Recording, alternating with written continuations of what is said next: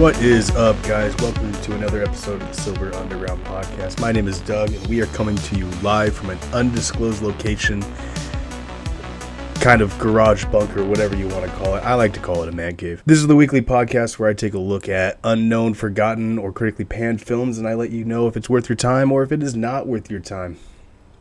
Finally, the episode that my wife has been looking forward to. We're talking about Van Helsing this week. But before we get into that, let's get into the box office and news. So the box office for August 30th through September 2nd, which was Labor Day weekend. A lot of people had the weekend off. So, I mean, what else are you going to do when you have nothing else to do on the weekend? You're going to go to the movies, right? At least I used to. I don't go to the movies very often anymore. But let's get into the top 5. We have a lot of releases this week. How many do we have? Jesus. Might have to refresh this page. This website's great, but whenever you scroll down, it just kind of fucks everything up. So we got 1, 2, 3, 4, 5, 6, 7, 8, 9, 10, 11, 12, 13 releases and a few re-releases. So let's get into the top 5. So number 5 is It Ends With Us, the Blake Lively movie. Grossed about $9 million this weekend, bringing its total gross all the way up to $135 million. Dropped down, actually. It's not giving me the percentage right now. Usually it does. But yeah, number 4 is Twisters at $9 million. $9.8 million, bringing its total gross up to $260 million. So that's a pretty good investment back for Universal. It's been in theaters for 7 weeks. I haven't seen it yet.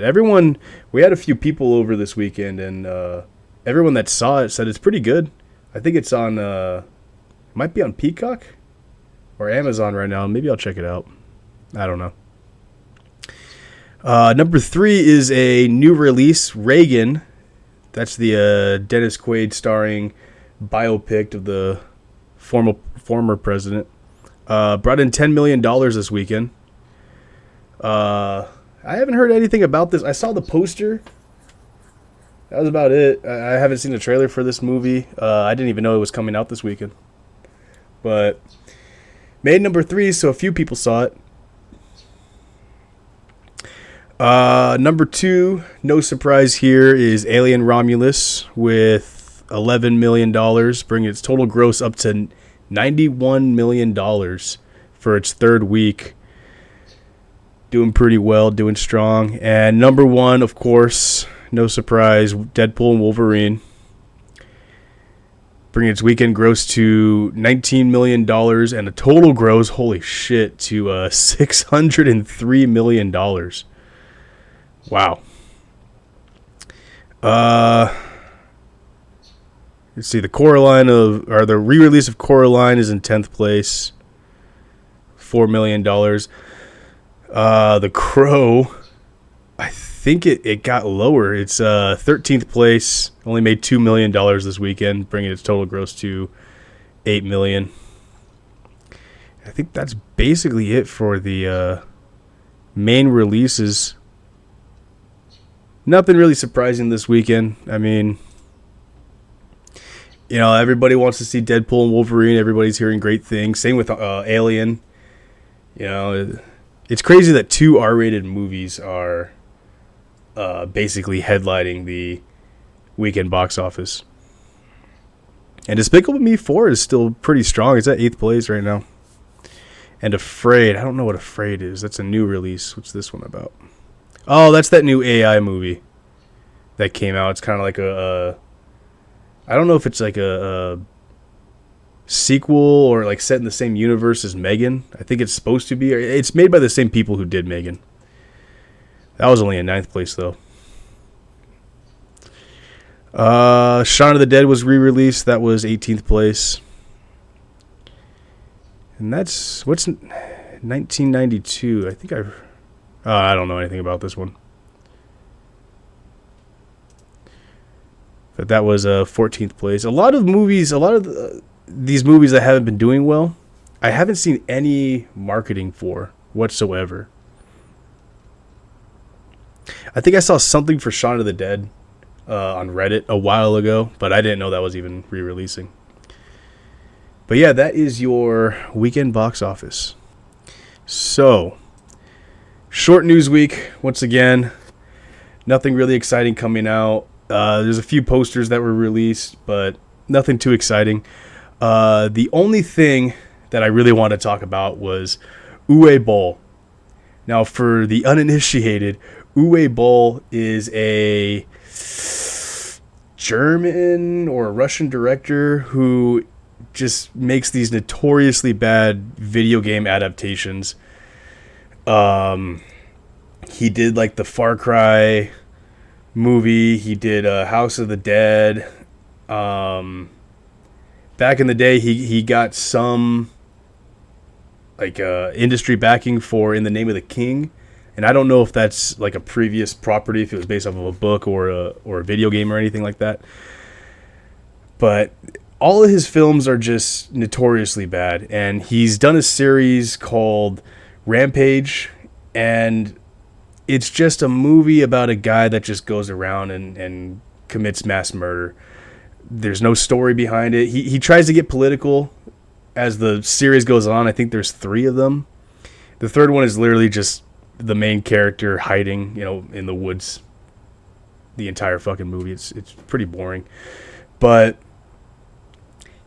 he was supposed to retire after the 3rd Rampage film. He gets all of his movies crowdfunded, or at least like the last few of his movies were crowdfunded. And whichever one, I think he wanted to make a 4th Rampage, I believe, but he didn't get enough backing, so he just went on a huge rant about how moviegoers are stupid now and all they want is to see the next new superhero movie or the next big sequel or whatever, and he's just retiring. He's done. Which, whatever. Good for him, I guess. But he's back. He wanted to make a Postal sequel to his, I think it was a 2004 film, Postal. And Postal is another video game adaptation. Postal is a notoriously controversial game. And I think it's actually banned in some countries.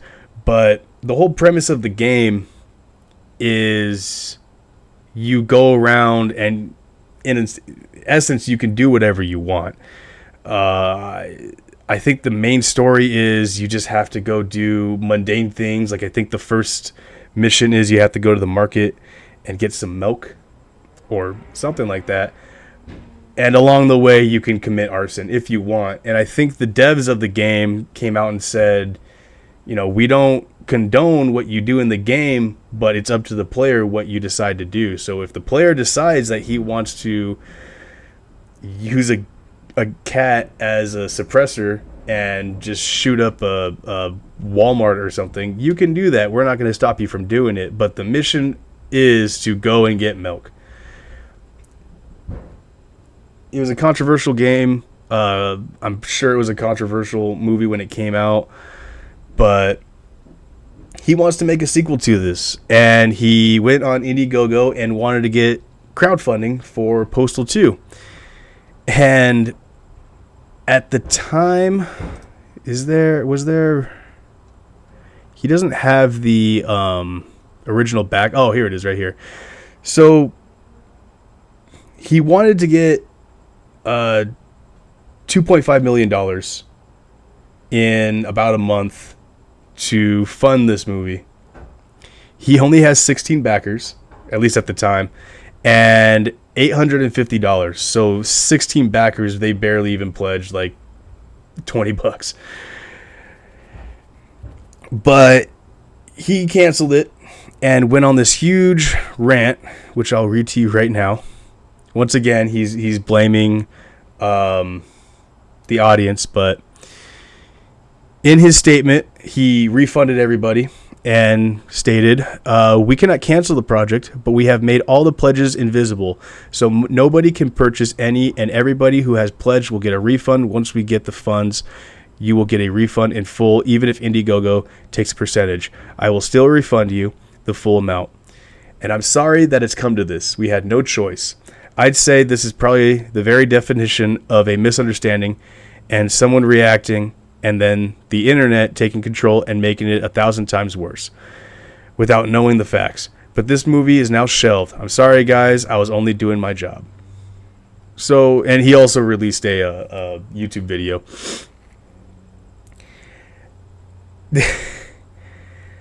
Look, he's getting mad because people are reacting. First off, he said he was retiring. And then he's just going back and doing essentially the same shit that he was doing before. I mean, these movies aren't good. He's not... I'm sure he wanted to make like another controversial film. Yeah, it's pretty funny to me that someone like him, I don't know. Uwe Boll is a spectacle all on his own, and I actually do want to cover some of his films on this podcast one day because there's a lot to talk about in these fucking movies. But yeah, he retired some time ago, tried to make a comeback, and got pissed at everyone when they didn't really want to back his film. He didn't even give this film a chance to even get enough backers. I mean, he only had, at the time that I saw this earlier in the week, he only had 10 backers, and then I guess 6 more added before he officially canceled. But he was nowhere close to his goal of $2.5 million at all. And I know that this movie would have been complete fucking dog shit. Because all of his movies are complete dog shit. But that's my little rant about the whole thing. I'm glad that it's not happening. Part of me is a little disappointed, but at the same time, good riddance. I don't want to see any more fucking movies from this guy. And that's the news. So, let's get in to the reason why my wife is here. And possibly why you're here. Van Helsing from 2004. Directed by Stephen Sommers. He also wrote this movie. Stephen Sommers also brought us The Mummy, Return of the Mummy, and Revenge of the... Oh, wait, no, just The Ride. I guess he directed The Ride, but he didn't direct the third movie. He might have wrote the third movie. Let me see if I can pull up his writing credits. He did. He was an uncredited writer. And apparently he also wrote a little bit of Scorpion King. Scorpion King 2. But yeah, that actually explains a lot about this movie. The same guy who directed The Mummy directed Van Helsing, and honestly, it just makes so much fucking sense now that I'm looking at it. Van Helsing starring Hugh Jackman, Kate Beckinsale, Richard Roxburgh, Schuller Hensley, David Wenhelm, and a whole bunch of others. There's actually a lot of people. It's a pretty big cast. The famed monster hunter is sent to Transylvania to stop Count Dracula, who is using Dr. Frankenstein's research and a werewolf for nefarious purposes. And that sums up the whole movie right there, honestly. Where do I begin with Van Helsing? First off, the intro to this movie, just to jump right into it, is fucking incredible. It's black and white. It's super gothic. It's basically just a retelling of Frankenstein with Dracula in the mix. I guess Dracula was helping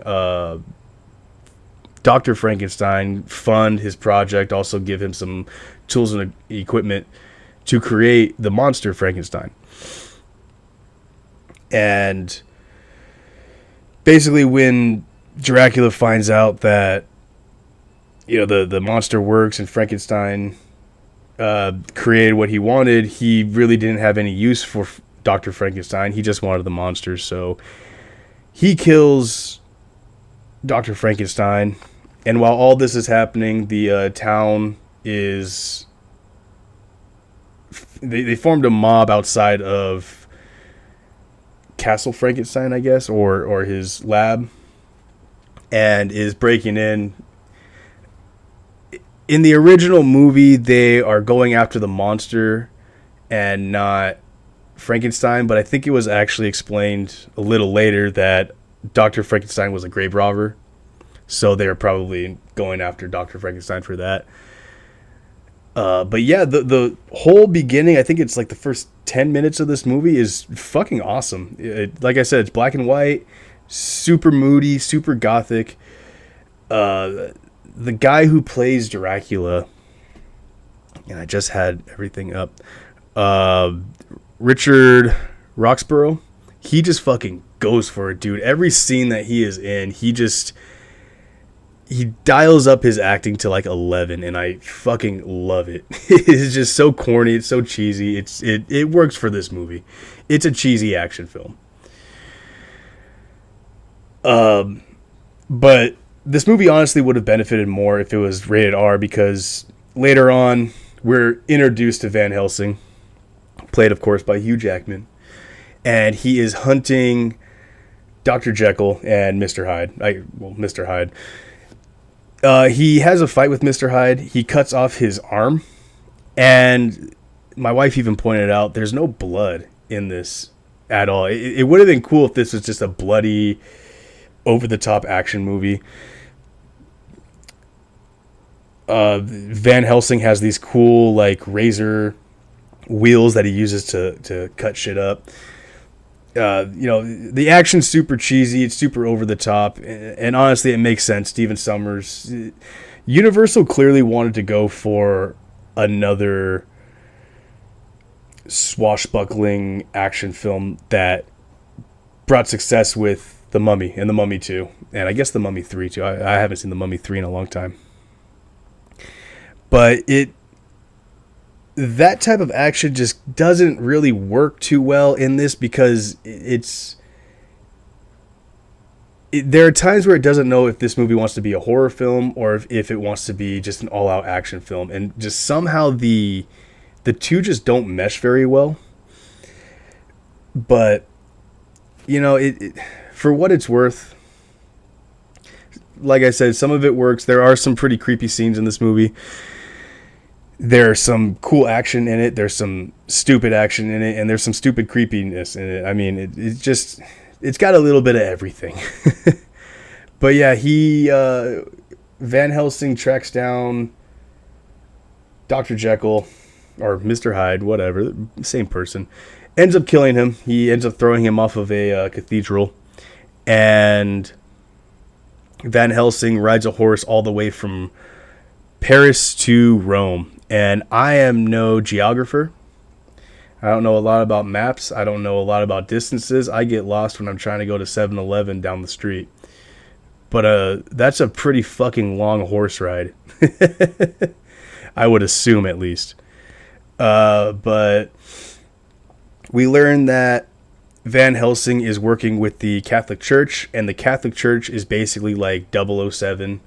The Central Intelligence. It's like this underground spy bounty hunter agency, and we are just loaded with so much fucking exposition that it's really hard to keep up with.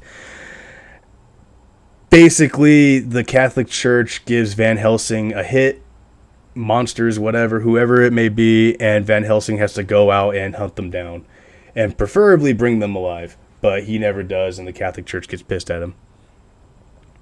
But Van Helsing is sent to Transylvania because he has to save this family from Dracula for some reason. There's something about like they're the last of their bloodline, and Dracula wants them. And it's kind of explained, but not really explained later on.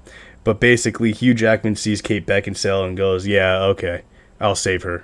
I can do this." And he travels to Transylvania by ship. And let me tell you, the music in this movie, especially when they're traveling long distances, it's like this Spanish guitar overture, big epic. Yeah, it's honestly a little. It's annoying. That's the best way I could put it. It's a little too over the top. it didn't work for me.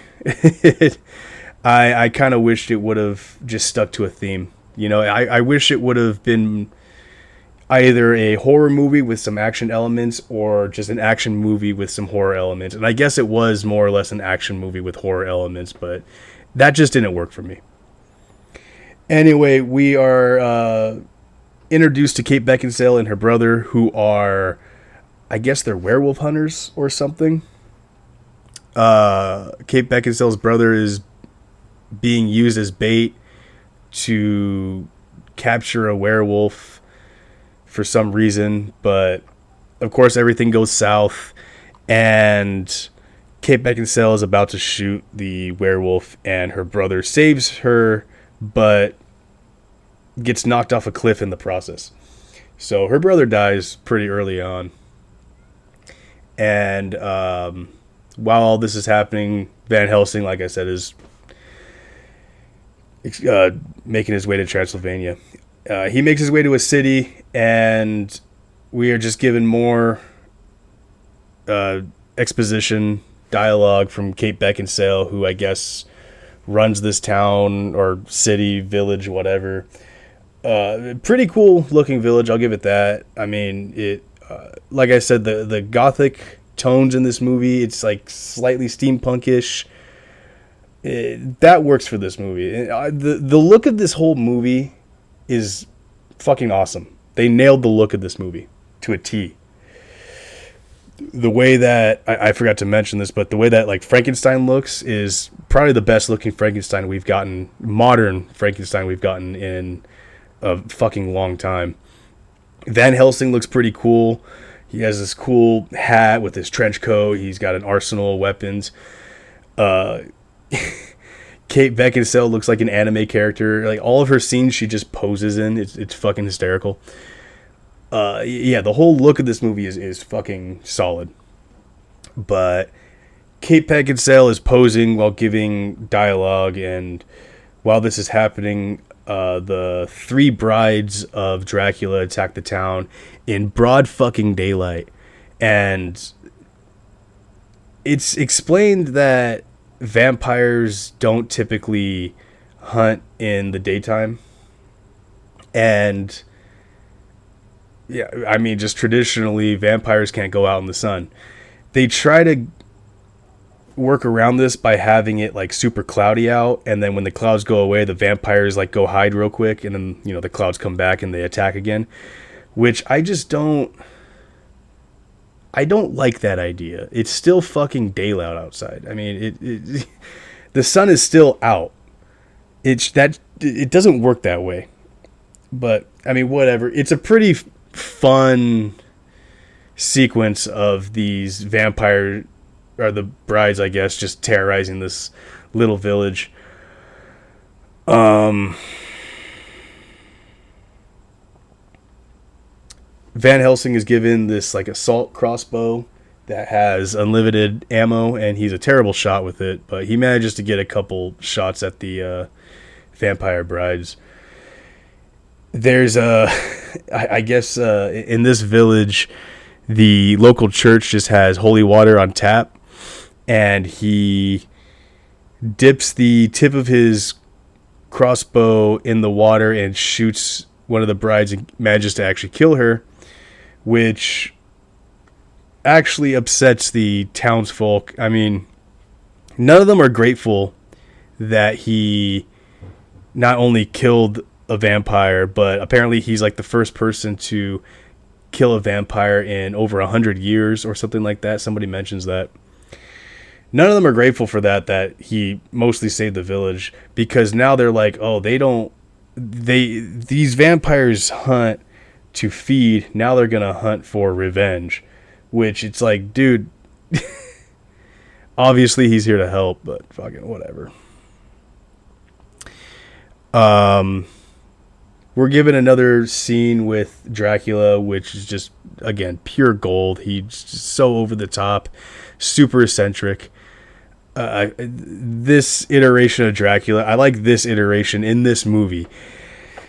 I don't want to see all my Draculas like this, but this Dracula right here, it fucking works for this movie. Um, just shit kind of happens. They're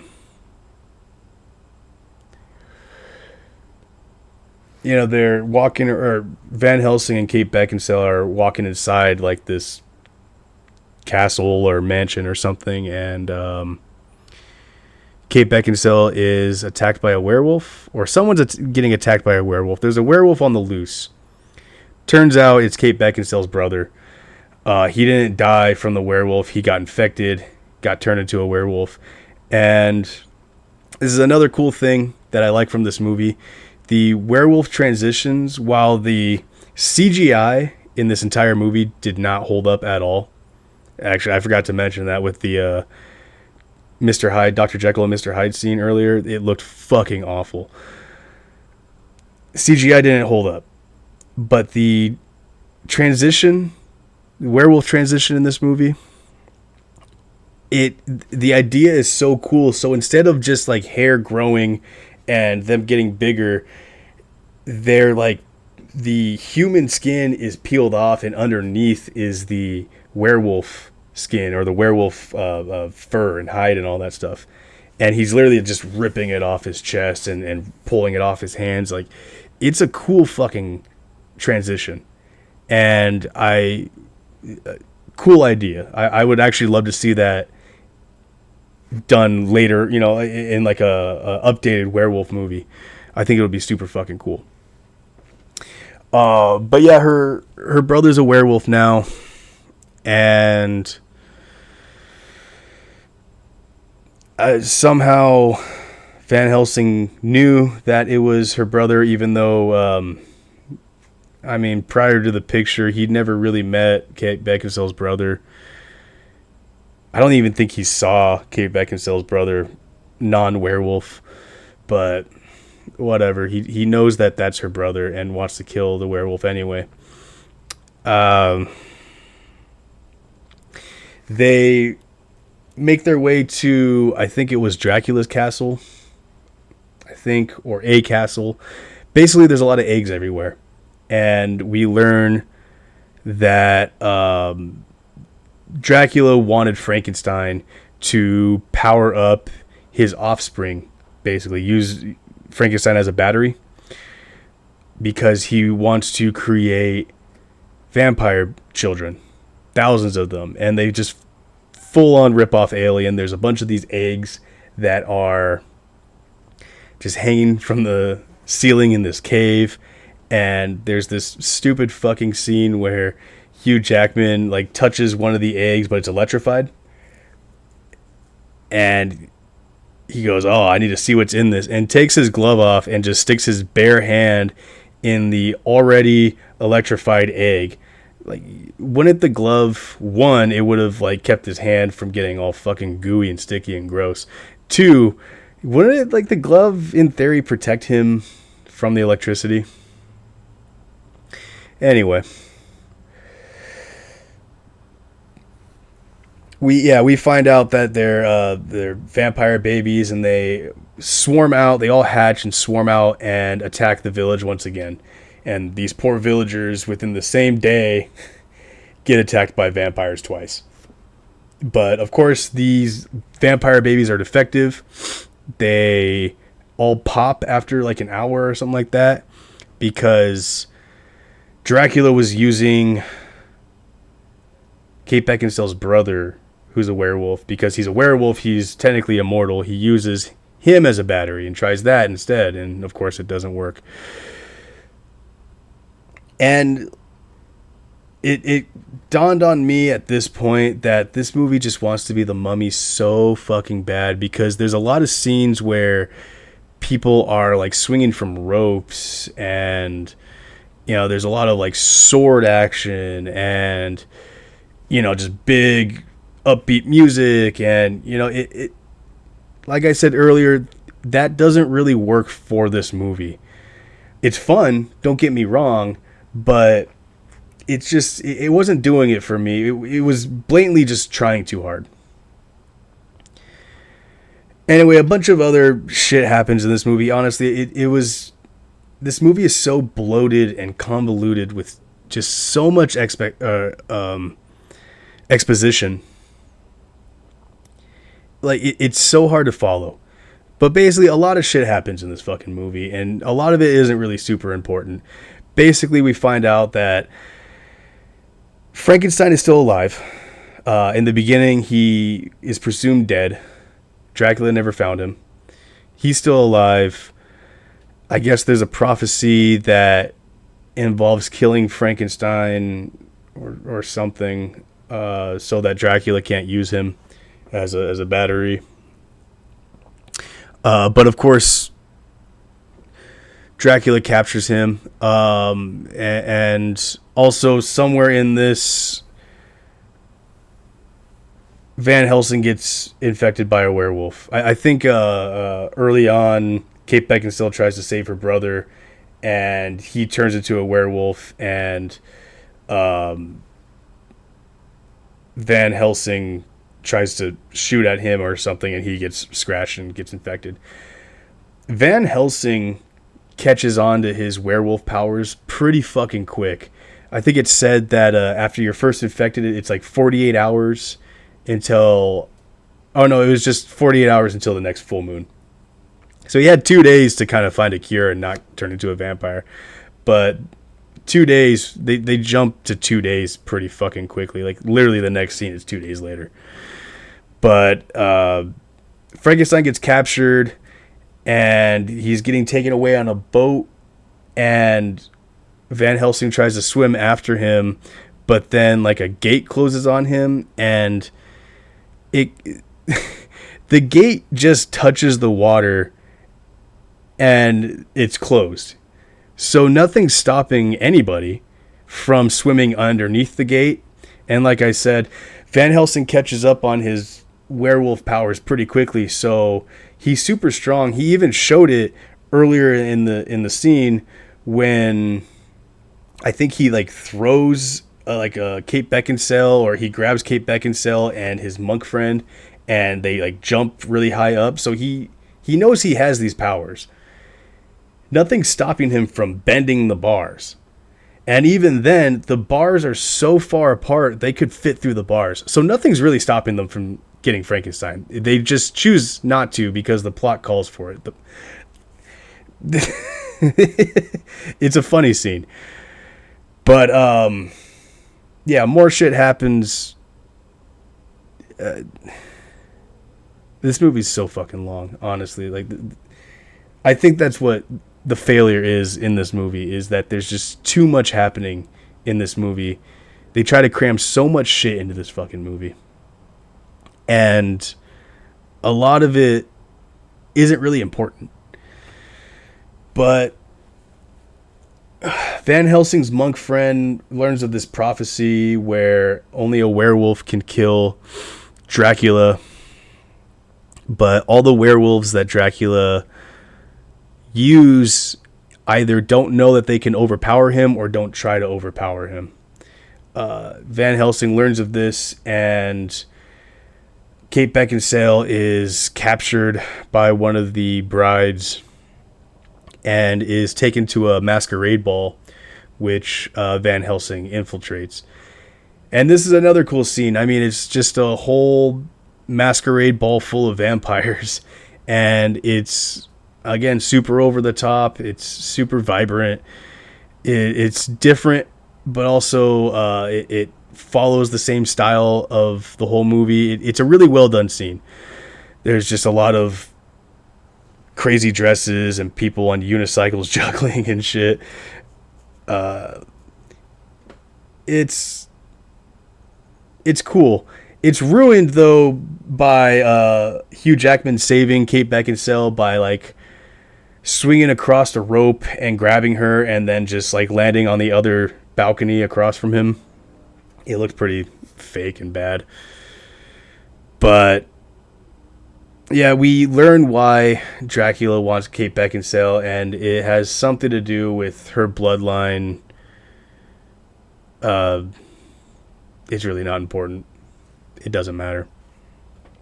But this masquerade scene could have also been a perfect opportunity to have a Phantom of the Opera callback, which they never do. I mean, they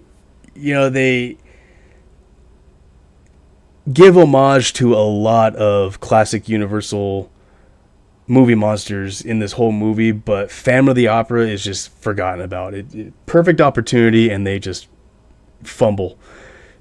But yeah, they managed to escape, and they figure out a plan to get to Dracula's castle. Nobody knows where Castle Dracula is.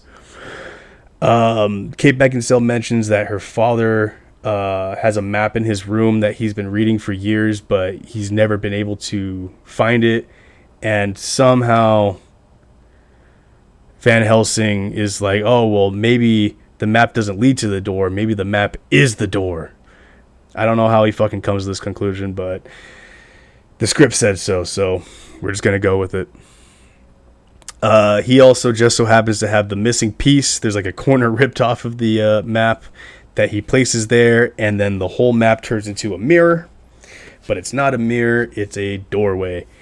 And they all walk through it, and they are led to Castle Dracula, where the end showdown happens. I mean, it's the same as the entire movie. A lot of people swing from ropes. A lot of people hit swords. There's a lot of fire. There's a lot of machinery moving and people swinging from it.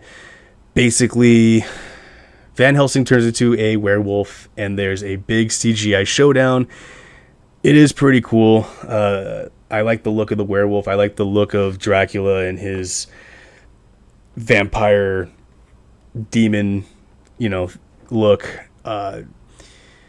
Lots of explosions, but it's also super underwhelming because Van Helsing just kills Dracula like so easily. Like, there's no fight really. All it really is just a lot of flying around, a lot of thrown, and then Dracula gets bitten and he's killed. And while all this is happening, his monk friend finds a cure. Kate Beckinsale tries to give it to him, and Van Helsing manages to kill Kate Beckinsale in the process, and the movie ends with Van Helsing on a cliff somewhere, giving her a burial, and he looks up in the sky and sees Kate Beckinsale literally smiling down at him. And that's Van Helsing. That's all I can remember from Van Helsing. This is a 2.5 hour long movie, bloated with exposition, just so much exposition that it's so fucking hard to remember everything that happens in this movie. But I will say, I had a great fucking time watching this movie, okay? It is the perfect Halloween movie. Like, there's Christmas movies, people watch How the Grinch Stole Christmas, or like Charlie Brown Christmas, or fucking Die Hard. My dad likes to watch Die Hard for Christmas. Okay, there's Christmas movies. There's not a lot of Halloween movies. Okay, I mean, you can watch your slasher movies. You can watch Halloween, Friday the 13th.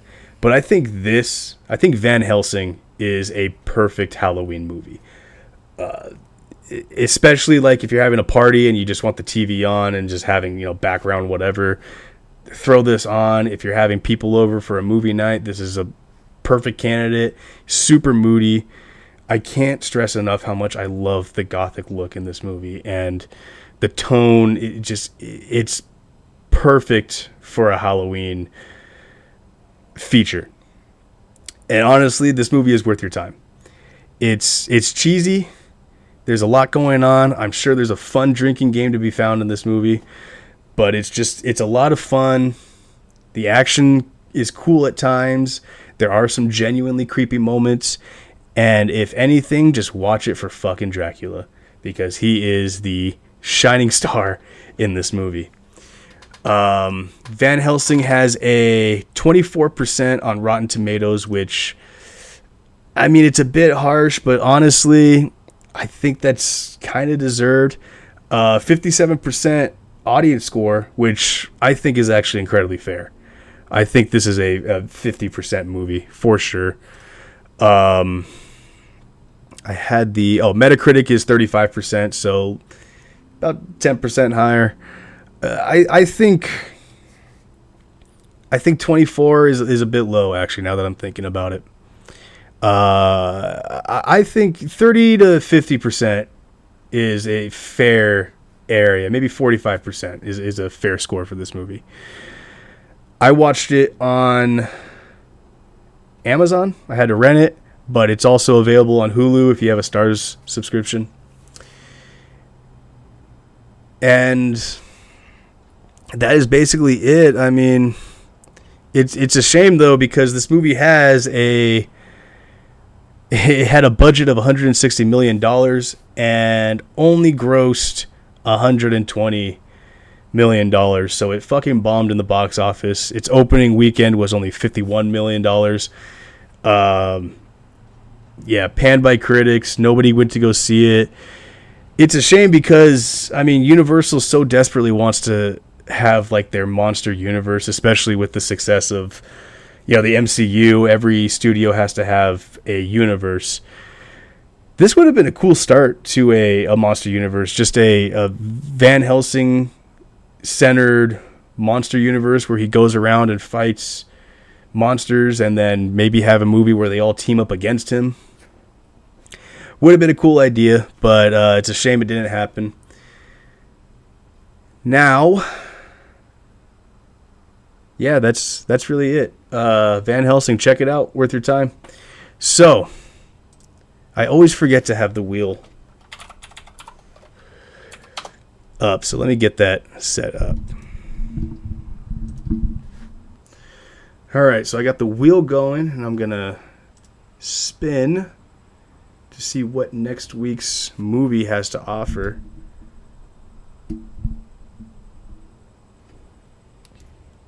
And we got Ed Wood. Alright. I have not seen Ed Wood in a long time, so I'm excited to rewatch this. Ed Wood is the Johnny Depp-led biopic, and we'll get more into that next week. But before that, I just want to say, if you like this episode and you want to keep up with it, you can follow me on Instagram, you can follow me on Twitch, you can follow me on YouTube. Subscribe to me on YouTube, all Silver Underground Podcast or Silver Underground PC. I was streaming on Twitch last weekend for a few days playing Call of Cthulhu. I think I'm going to continue with that for sure. I was having fun playing it. Don't have a set schedule though, so right now weekends are the best time probably for that. So let's just say maybe next Saturday I'll be doing another, or this coming Saturday I'll be doing another stream of Call of Cthulhu. But yeah, you can follow me on there. Instagram is my main hub. So if you want to keep up with the show and keep up with all the updates, whatever I have to say, I post a lot of throwback cartoons, Simpsons, superhero related shit. But yeah, Instagram is my main hub. That's where all my links are. So just follow me on there or follow me anywhere else. And that is this week's episode. Bit of a short episode, sort of. But I will see you guys next week and have a great weekend. Bye.